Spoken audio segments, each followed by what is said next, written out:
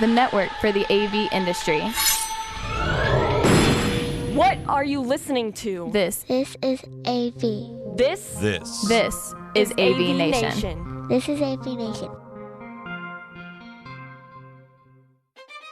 This is EdTech, episode 16, recorded Wednesday, May 22nd, 2013. Scott goes both ways.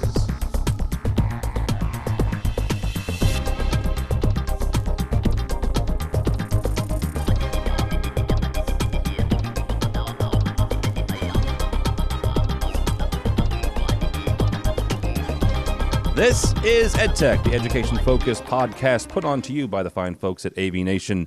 I say fine folks because I know all of them, and they're very nice people. My name is Tim Albright, and I'm your host. With us, as always, from the great northeast, where there's still 10 feet of snow. His name is Scott Tyner. He works at Bates College, and he lives in the great Maine. How are you, sir? I'm doing fantastic and enjoying the wonderful spring up here. Is it spring still? It is, yeah. Another month. Not in St. Louis, it ain't. All right, straight down the East Coast.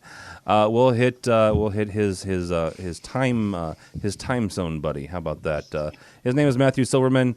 He knows every standard known to man, at least when it comes to InfoComm and AV, and he works at George Mason University. Welcome, sir. Thank you. Thank you for having me. And far across the flyover country, strapped to his surfboard, hanging out at UCLA. Go Bears. His name is Greg Brown. How are you, sir? Go Bruins. Just fine, thank you. Where I was driving up the coast the other day and it hit 101. Wow. You realize that Bruin is just a fancy schmancy word for bear, right?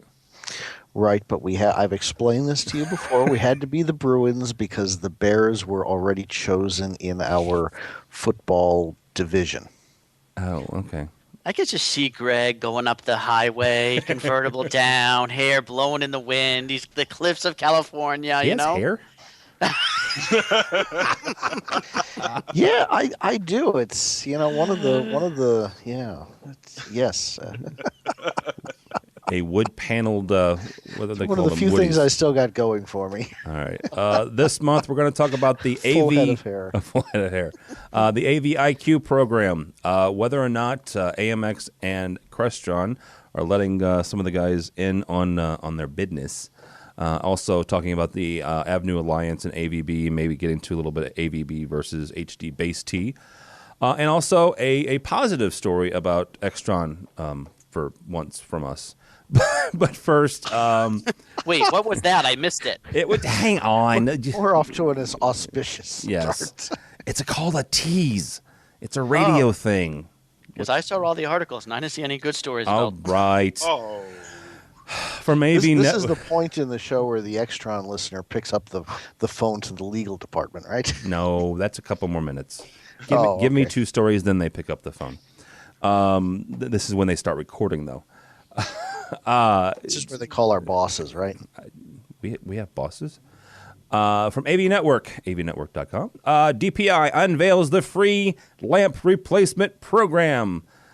DPI is Digital Projection, in case you didn't know what that is, Digital Projection International, actually. And the graphic that goes with this, and we'll put a link to the article on our website. It says, free yourself, lamp freedom. Free yourself from projector lamp cost with DP's Lamp Freedom Program.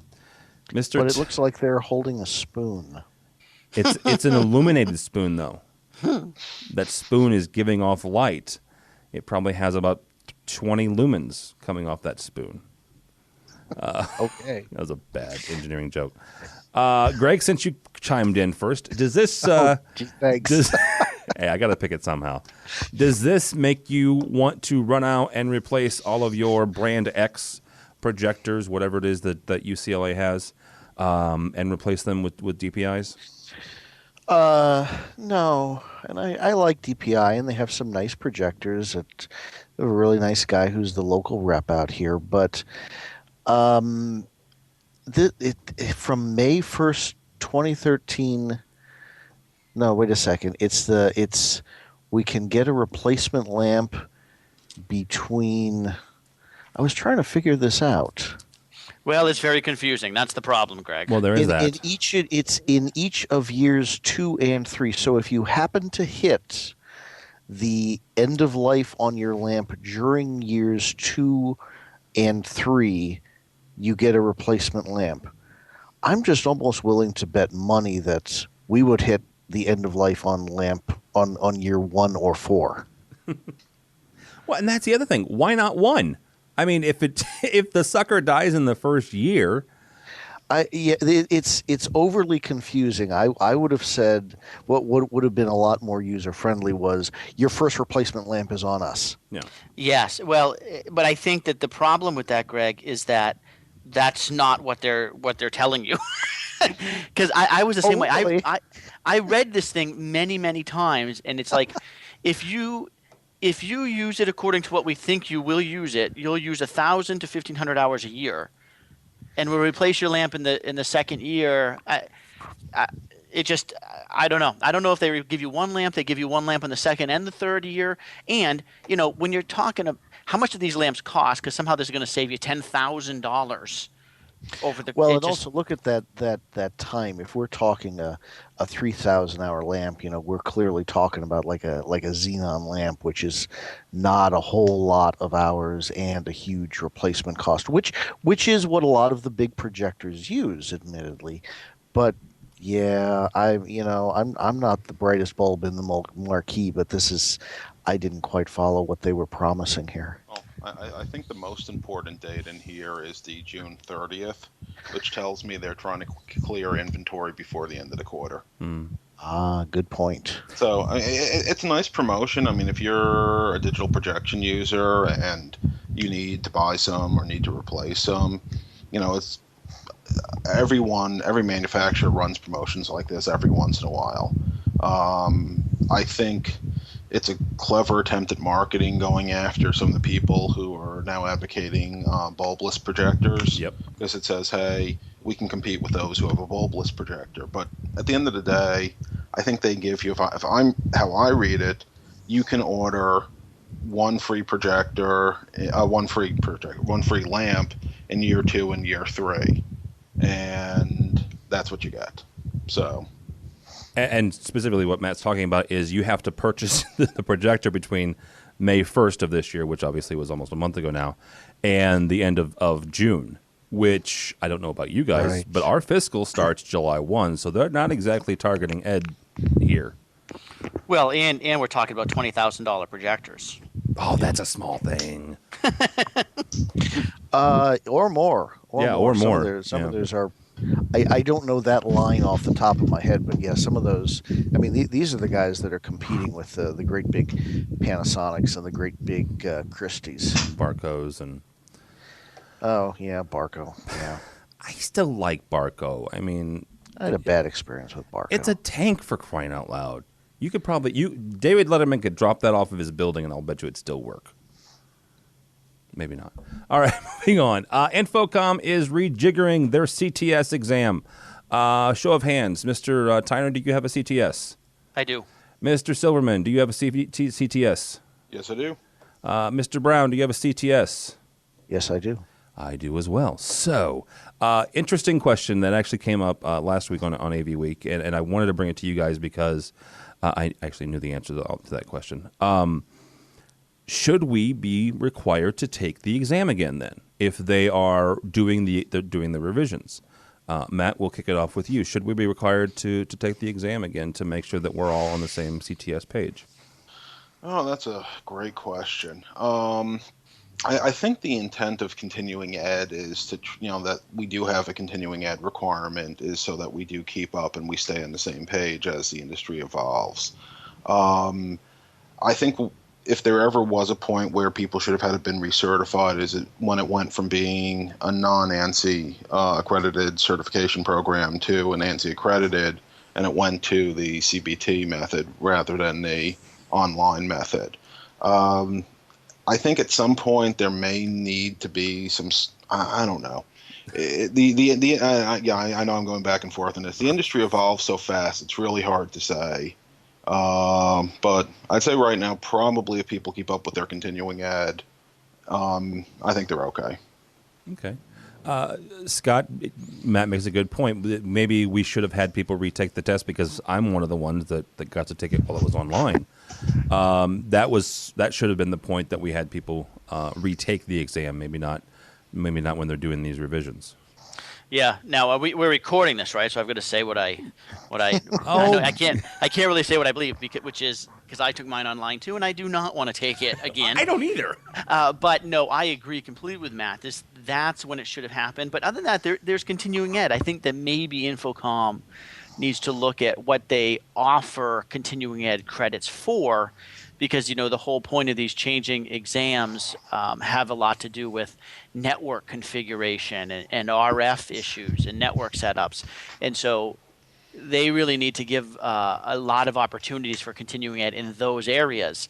But I don't. Yeah, it's like anything else, right? I mean, you don't. A doctor, a lawyer, a teacher, they all need continuing ed. They don't have to go and take an exam over again, as long as they've kept up with their continuing education. Yeah, some of them should. Greg, do you think that we should have to take this over again, or are we good with the continuing ed?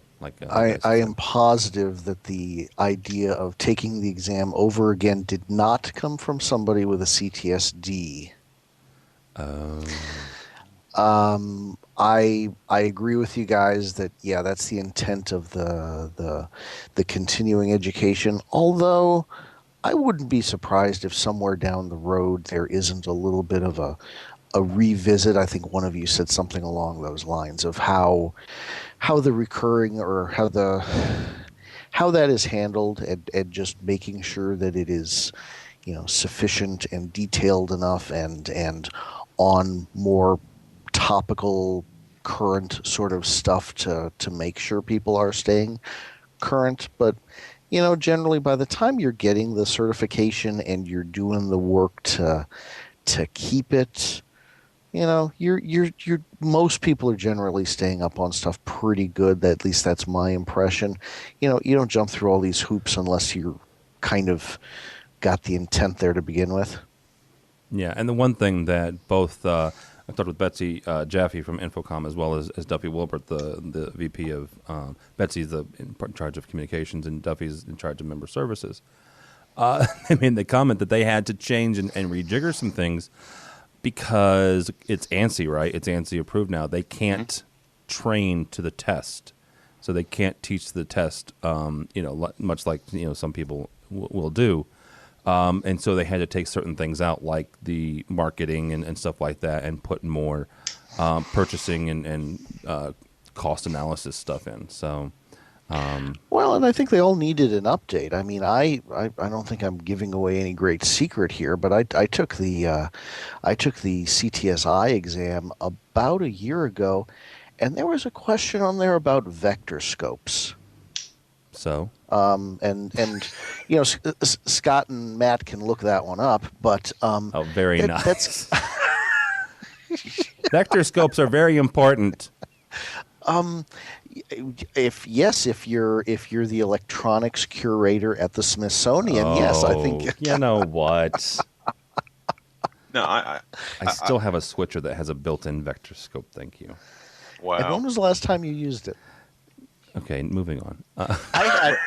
I think Greg has a pretty legitimate point here that it's, and I even remember, stumble into one occasionally. Yeah, is that we as an industry have a hard time letting go of things when they've become obsolete. And I think one of the challenges that a lot of people have with even these credentials is they were not keeping up with the change of pace in technology. One of the other important things to look at is there's the big update this July, but moving forward, InfoComm has already announced, I believe they're going to be updating the test twice a year. Oh, So wow. it's they're trying to get to a more consistent update cycle so it can stay topical. I was thinking as we were talking about this, one more thing about the renewal side. It's pretty typical after you get a certification, it's yours to keep as long as you get the continuing ed. Similarly with I have the PMP certification, and there's actually been 2 updates to the PMBOK, the Project Management Body of Knowledge, since I got my certification, but I haven't had to recertify since I've kept my continuing ed. perhaps as was mentioned, what InfoComm or some of the education partners need to provide is kind of a update, training class, which is actually directed at updating your CTS skills to what has been added, to the new tests. And maybe give us some RUs for that. Yeah. No, that'd be cool. Hey, now there's a great Super Tuesday for next year. Yeah. A Super Tuesday for people who got their CTS more than 10 years ago. No, seriously, that really is a good idea. No, I'm not joking. 'Cause Yeah. I think there's, I know, Greg was saying about it. I agree completely. When I got mine, probably 7 years ago. I don't know how long ago they switched, but I took it online as well. And there were some things even then. I was like, "Are you serious? You're still asking these questions?" Well, it wasn't. I mean, maybe I was being simplistic. Maybe I shouldn't be. I shouldn't talk down to anybody who didn't pass it. But I was like, some of them were very, very elementary to me, and maybe it's because the length of time I'd been in the industry and what have you, and maybe it was the prep course that I had taken online too. But I thought the online was, and I am still recording this, Scott. I thought it was relatively easy to get the CTS. Again, 7-8 years ago. So I agree, and I think that's in InfoComm. I would think might agree, and that's why they've gone through the whole ANSI standards and have changed the test and done so appropriately. And frankly, is why I don't want to take it again. Amen, brother. I took the D and failed it, dude. I missed it by like 20 points, which really irked me. But I looked at the D and decided I wasn't going to just even attempt it. It was and I did mine. What was it? 2 years ago, actually. My buddy Harry Mead and I took it at the same time. He has his, and I do not. Let me just put it to you that way. All right. From Rave Publications, they let you have the formulas now. That's what I've heard, and I should go back and take it. They give you a sheet of formulas. Now they give you some extra formulas apparently. Oh, jeez. They don't give you just the ones you need, but they do give you a list of formulas. Yeah, see. Maybe I'll take it next year, but it won't be this year. From RavePubs, ravepubs.com, Extron releases Global Viewer Enterprise 2.0. And everybody with GVE says, yay! This is the positive story about Extron. Glad you clarified that. You know what? I do like GVE. I do like Global Viewer. To me, it is a little bit easier to configure. I do say configure, not program, than RoomView, which is Crestron's asset management software. And I've never messed with AMX or anybody else's. I only have these two to go off of. But the one thing that about 2.0 that is huge for people who are in the Extron ecosystem is the fact that they support all freaking browsers now. For years, it was nothing but Internet Explorer, and good God, we're technologists. We stopped using Internet Explorer in 97. So I was going to say I've never used it. There was a point in time in between Netscape and Mozilla that you almost kind of had to, or Opera. You could use Opera. But Scott, is this something that they kind of had to do to keep up with the modern technology? To be honest with you, I know nothing about GV. The only thing I found interesting in the article, and I'm not even sure what the role of it is, but that they mention that there's an iGVE for download on the Apple App Store, which is something that I think that if it's a piece of software for Global Viewer that runs on your iPad is huge, and it's something I would really like the other providers to do. Matt, are they keeping pace with the other two, with AMX and Crestron's asset management? Actually, Tim, I absolutely agree with you. I think this is probably one of the best asset management platforms on the market, and I wish Crestron actually would take some hints from them, because they seem to have, for this one, talk to their users and understand how users manage in an enterprise, where Crestron, I don't think, always gets that with RoomView. There's a lot of things which I've had our programmers copy that GVE does natively that RoomView takes a lot of coaxing to make it do. So little things like, what source is selected or what projector's in a room. And I think those are really valuable tools that shows they understand how an enterprise help desk works. And I just think this is actually one of Extron's solidest products, in my opinion.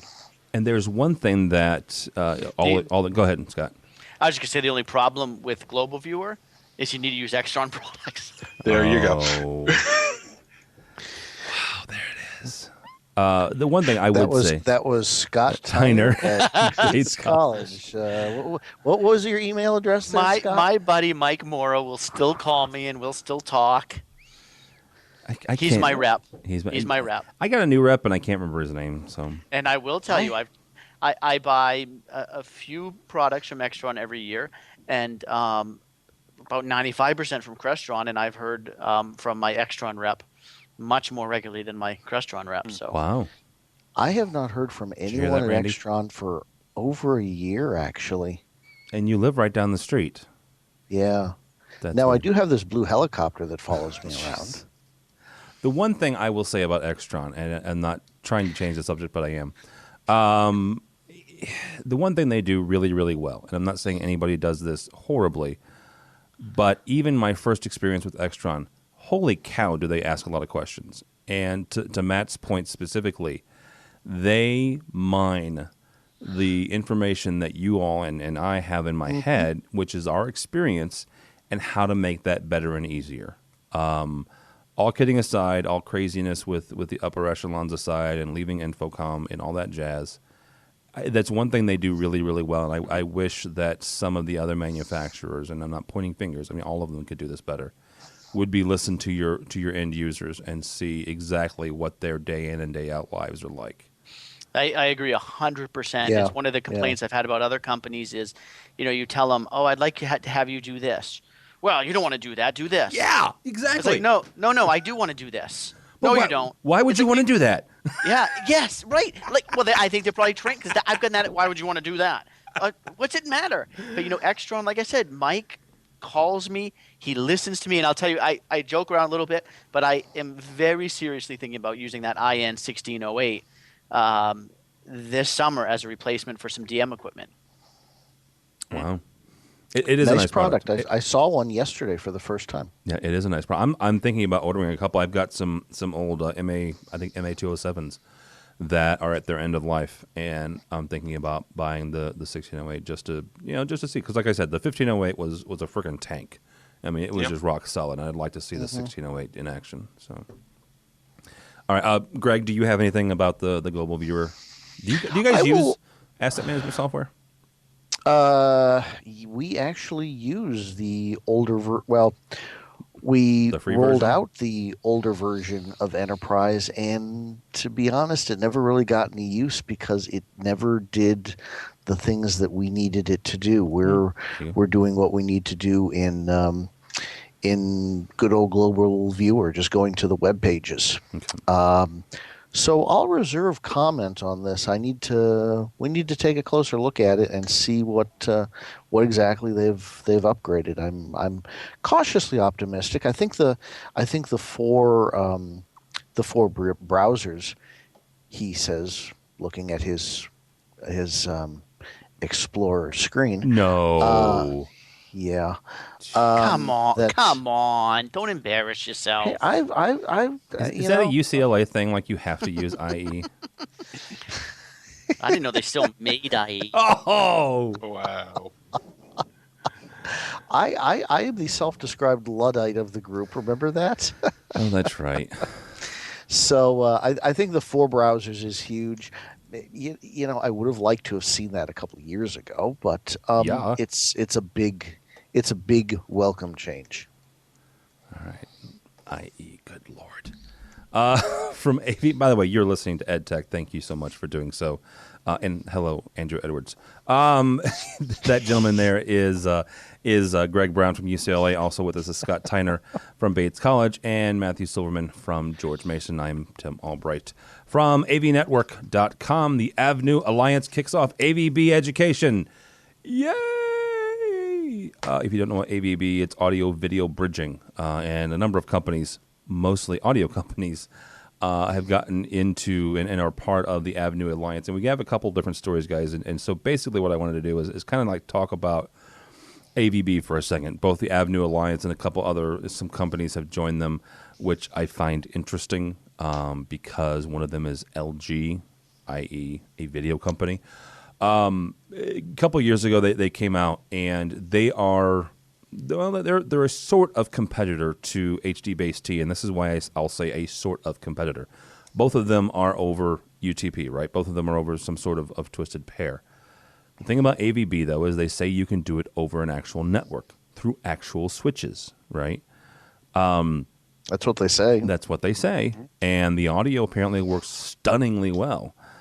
My biggest issue with the AVB consortium, the AVnu Alliance, and AVB in general has always been there's no there's no video in the AVB, and now they've got LG. So, Scott, we'll kick this off with you. When it comes to putting stuff on the network or just any sort of HD video over longer distances, do you come down on one side or the other, or are you still kind of letting these guys or fight does it out? Go both ways? Yeah. Scott goes both ways. All right, moving on. Yes. Title of the show. There's the title. Okay. There was a question here, right? There was. I'm the guy who always says, give me a wired connection over a wireless connection, and I don't have much of a reason here at Base that we'd want to put audio or video over the network as it stands right now. I can see, in our maybe our dining hall, so we went out to run all that wire. I think it's the future. I think that whether we like it or not, eventually it's how we're going to do it, right? Our processor sitting in the corner of the room is going to just be connected to our Ethernet network, and so is our projector. And that's how they're going to communicate. But it's funny because I was laughing when you said the audio works stunningly well, and I'm thinking, so what that means is it works, and that surprises us. So we say it works stunningly well. That's a good point. That's it. No, honestly, that's a very good point because some of these products, they don't work particularly well, or there's drop-offs and this, that, and the other. So, Mr. Silverman, when it comes to this, do you come down on one side or the other? I think it's an evolutionary process. I think HD-based-T, again, that's a Valorant chipset which is driving that. It's not a open standard. Is kind of the technology for today. It's here, it works. Everyone has implemented their own flavor of it, from Crestron to AMX to Extron to Aurora to Geffen to I don't even know who else. And you now can buy some projectors and I think even some displays now that have a built-in HD-based-T port. So that'll get you there today. But I really do believe that AVB is where things will go in the future. It's an IEEE standard. It's actually a series of IEEE standards. And the video piece, I believe, emerged at ISE this year, and that there actually were some demonstrations at their booth. So I would assume we will see some AVB video at the show, in a month. And I think seeing LG come into the group, they're starting to think about where does this fit in their plan. And I really think we're probably still 3 to 5 years away from mainstream AVB. But I do think it is something which could be there and could be the way we're going again in another generation or so of products. Is there time or how do you think HD-based-T will be able to kind of compete then once AVB is there a way, or how will HD-based-T compete once AVB hits the big time? Well, there's different applications. It all depends how you design your architecture. HD-based-T is a point-to-point connection. It does that tremendously well. If you're in 300-foot range, or I think that's what it covers. It's a great technology, and I think on a price point, it will beat out everything else there is out there. However, if you start rethinking what your AV architecture looks like, and you start talking about things like maybe I want a distributed system, so I can have Classroom 1 broadcast what it's showing as in an overflow to Classroom 2. Or maybe I want the ability to just dump whatever classrooms capture content to a central recording solution. AVB starts becoming an interesting solution because you actually can think about designing both either a building-wide audiovisual system or even a campus-wide audiovisual system. So it really allows you to take an architecture to the next logical step, which is a scalable network. Okay. Mr. Brown, out there in California, do you come down on one side or the other? AVB or HD-based T?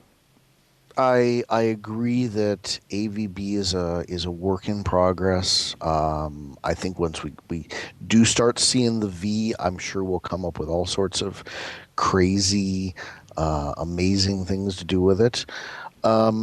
Once it's up and running, and yeah, I think the two will probably work side by side for many years. I don't see us, putting data ports absolutely everywhere for everything. At least not for a few years. So I think they'll both have their place. And yeah, the addition of LG, I hope we start seeing some other companies like that joining in, because when you read who's behind it, it's like a who's who of the audio world, which I think explains why it's largely been AB instead of AVB. But LG is a great addition, and I hope we see some more, because it does need more work on the video side. Yeah. Well, and actually, I'll say all credit to Barco, who's actually been a member, I think, since day one. Because I remember hearing them talk about the video side about 2 or 3 years ago now at InfoComm when I first started following this. And I think the big concern with video is just the networks didn't have the bandwidth yet to support it. Right. And I think we're now seeing the network advancement to the point where it can now support the video. Some of them. Some of them. Yeah. Because, I mean, when you get into 1080p and 1080p, quote-unquote, deep color and 4K, then... Oh, I think this was actually at InfoComm 2011 that they were saying they need either 40 gig or 100 gig networks to support video with AVB. Yeah. So it's yes. And at that time, that was 1080. That wasn't anything higher than that. So, okay, so let's kind of morph this into another conversation about endpoints, right? So AMX and Crestron, Matt already mentioned, and Aurora and some others that make their living on switchers, and it's kind of weird saying that Crestron makes their living on switchers in this day and age, but they do. Everything from a 1x6 or 6x1 DM to, what is it now, 64x64 I saw in a magazine the other day. Yep. And they've got the blades coming out. Was it 128 by 128? It's fiber only, but it's still, it's there. This is based on the HD-based T standard. I mean, like Matt said, it's not an open standard; it's a closed standard, and so you've got a switcher here that will take an HD-based T signal. Think about this for a second. What would stop me, if anything, from buying a third party's transmitter and receiver and saving, 10, 20%, maybe even 50% off of my endpoint, my transmitters and receivers, and just using, saving my big ticket item for that big middle piece. Is there anything that says that we can't do that when we are using the HD-based T system? Maybe. Okay. It depends how much support the switcher manufacturer has enabled for vanilla HD-based T. Okay. Pretty much each manufacturer has their own flavor. And I've seen, I think Crestron, I know, that was one of their big announcements about a year ago now, was what they were supporting vanilla HD-based T, and they hadn't been up until that point. There's a new firmware. They all of their equipment boxes come with an HD-based T sticker on them now. Well, it was about this time. It was about InfoComm this time last year. It was about InfoComm last year. It was a big deal. But if you take a look, this was actually the Panasonic projector that has built-in HD-based T. You actually have to go into the menu and tell it whose flavor of HD-based T it's going to take in. There's a one for AMX, Extron, and Crestron, and I think if it's vanilla, it'll just work. But I remember we actually demoed the Panasonic HD-based T projector and Panasonic's endpoint coming in through a DMPS 300. And actually, I'll give it credit, it actually all worked together. So we only used a Crestron midpoint, but both endpoints were from another company. Wow. Very cool. And I think one of the things that Matt mentioned, the Panasonic endpoint, that thing right there with the built-in HD-based, and one would assume eventually AVB would have this, especially with Barco and LG on the AVnu Alliance. That right there is going to save guys like us $1,000 to $2,000 to $3,000 a room, even if the display itself, projector or flat panel, maybe is a little bit more money. I think it'd be worth it not to have to support that extra little piece. So, all right. From the world of commercial integrator, AViQ. If you don't know what AViQ is, it's a service from InfoComm. And it's basically a bunch of products, and you go in there and you can say what you want and what you're looking for. You're looking for an HD-based transmitter to put on your DM system. They are overhauling this, and they're doing a couple of things. They're consolidating things, and according to the article by my buddy Craig McCormick, simplifying their communications about the products and projects. Greg, is this something that they kind of needed to do? Was it time for an overhaul? Oh God, I thought the old AViQ was just inane. I could never find anything on it in any sort of expeditious way. So, yeah, I applaud the change. I haven't played around with the new site at all. There's actually a great webinar that they've done over on the InfoComm website talking about this. And it seems to me I saw an announcement of it upcoming again. I'm not sure whether this is a repeat or a recording of the original one, where they describe what they've done and how it works, and people can ask questions and stuff like that. But anyone interested may want to look for that over on the InfoComm site. I'm sure there will be a recorded version, if nothing else. The only question that I had listening to all of it is that you get access to this, and you get different levels of access depending on what your job is. You don't necessarily get to go down and look at like the pricing information and stuff like that unless your position warrants it. And so I'm curious to see exactly where they draw those lines. Particularly for those of us who, design and build our own systems, but pretty much nobody in the industry recognizes that. I recognize it, Greg, and I love you for it. I recognize you too, Greg. We're here to validate you, Greg. the one time of the month I get it. Mr. Silverman. Yeah. I think they can only go up. Okay. I mean, I use it on occasion, and frankly, I use it when my Google skills fail me. Usually I'm trying to find some little widget where I know exactly what I want, and I just don't know who makes it.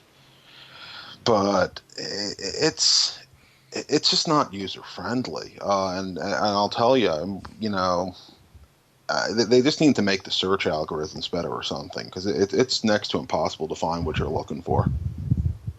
Well, and Scott, to that point, they're actually offering an hour-long class at InfoComm this year, getting the most out of AViQ, put on by Mr. I think it's Fuchs, John Fuchs.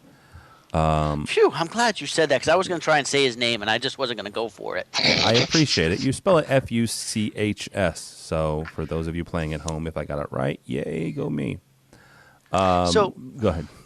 I think that Mr. Fuchs at the very end of the article says that he knows that the database can only be truly successful if manufacturers and system integrators want to use it. And I think particularly manufacturers, and what's the concept here is that they take all products and kind of put them on a level playing field so you can equally compare stuff. How many manufacturers really want that to happen? Right? They want to skew you towards their product. So I don't see a big driving force for a manufacturer to want to get their stuff on here. So to me, I think it's great for, like Greg said, those of us little guys over here who are trying to design something and need to find just that right piece. But I'm not sure that our reps want us to call them and they'll give us just the right piece. Yeah. Yeah, but if they don't provide this information, a few of us mentioning it to our local contacts said, "Oh yeah, I was looking for this, and we found the competitor's part here on AVIQ. You guys really need to get your stuff on there." A few comments like that, and I think they would start to reconsider their stance.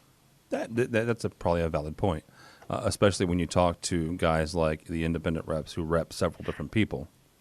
Exactly. Yeah. Right. Exactly. All right. I'm going to throw a curveball to you guys as we roll out of here. We're going to go around the horn, and even though some of us may not be going to Orlando this year, I still want to hear maybe one or two things that you're looking forward to coming out of InfoComm 2013, which is coming up here in the second week of June. Last year, just to remind you guys, it was the year of no big deal. It was the year of incremental change coming out of Vegas last year in InfoComm 2012. So, Mr. Silverman, we'll start with you. What are you looking forward to coming out of InfoComm 2013? I'd like to see HD-based T on a lot more displays or projectors. I know that's starting to roll out, but I'd love to see a lot more options that mean that I don't need to have a separate receiver box and I can just go right into a display or a projector. Very good. I agree with that. Mr. Brown, what are you looking forward to? I'm not sure whether I'm expecting any real whiz bang sort of things. I think it's going to be another incremental year. I think everybody is still running a little gun shy with the way the economy has been. If anything, I think we'll probably see some bigger and brighter lampless projectors, laser projectors. Okay. Nothing peeling the paint off the walls yet, but that should there should be some stuff there. I don't know what else to expect. Okay. Mr. Tyner, you won't be joining us, but what are you expecting out of Orlando this year? Well, as you said, unfortunately, I won't be able to attend. I don't know what I am expecting, but I know what I would watch for if I was there, and I'll watch for in the news, is we are seeing at Bates just an incredible increase in the amount of class capture that we want to see for purposes that are not your typical, we're going to sell this online, and in-class web-based video conferencing. And so I would be looking at, USB equipment, USB 2.0 equipment for cameras or microphones, class capture options. Those are some of the things that I think that we're seeing really kind of explode in the small liberal arts colleges that I would be looking at. And I actually agree with all three of you, and I'll throw in some more because I'm looking at, as an education guy, looking at the class capture, looking at brighter projectors, and I'm really looking forward to seeing more HD-based T endpoints, not necessarily transmitters, but really looking forward to more displays with baked-in HD-based T. But also, I'm looking more for some of the. As much as I come down on AVB, I really am looking for them to come out of their shell and give me some real good video options. So I'm cautiously optimistic. How about that? So, all right, gentlemen, that's going to do us. If you haven't signed up for if you have some time, how about that? And some extra spending money or education money. Please go by the InfoComm Show website. Sign up for a couple of classes. Both Mr. Brown and Mr. Silverman will be teaching a plethora of education resources for you. There's also one that has the three of us on Tuesday. It's a Super Tuesday event. Somehow I'm listed as the main speaker. I'm not sure how, but it's there. So. But if you just search for Silverman or Greg Brown, you'll find them. I'm just doing plethora 101. Matt's doing 201, 301, 401, and 501, which is the doctorate level plethora. Something like that, yes. But yeah, go by the InfoCommShow.org and sign up for some of those classes. So I hear next year they're going to be calling it the Matt Silverman Show. Matt and his buddy Mike Check are going to be doing Matt Silverman live from Vegas. Oh my! All right. On that note, gentlemen, thank you so much for joining us. With us has been Scott Tyner from Bates College, also a blogger at ravepubs.com. How can people find you, sir? I try to stay active on Twitter at sTyner, STINER. He tries. So I try. Some days I get a little more out than others. Follow him, and he won't spam you, is what he's saying. Mr. Silverman, Matt Silverman from George Mason University. Thank you, sir. How can people find you? LinkedIn primarily at this point, and I guess at the show. At the show. And last but not least is Mr. Greg Brown from UCLA. How can people find you, sir? With my now 500 contacts, LinkedIn seems to be my home away from home. I checked it the other day. I have 94. 500 contacts. I know. Yeah, it's ridiculous. I don't know how that happens, but man. And went to a out little shaking hands and kissing babies. Do you have a lot of family or something? Or? I only have 2 family connections on there. All right. What's sad is my dad's the one who told me about LinkedIn 10 years ago, so I still think of it as my dad's social network business thing. So. My dad's social. I do. He's the one. Have you heard of this LinkedIn thing? And I can probably see that they would probably go with that motto: LinkedIn, your dad's social network. Well, Tim drives an Oldsmobile too. Anyhow, on that note, it would be funny if I did. So, my name is Tim. Go by the website if you would, please. AVnation.tv. AVnation.tv. Check us out. We'll be at InfoComm taping a couple shows. Also, you can find us on LinkedIn, actually, Facebook, Twitter, and the Google Pluses. So, AVnation.tv. Thanks so much for listening. This has been EdTech.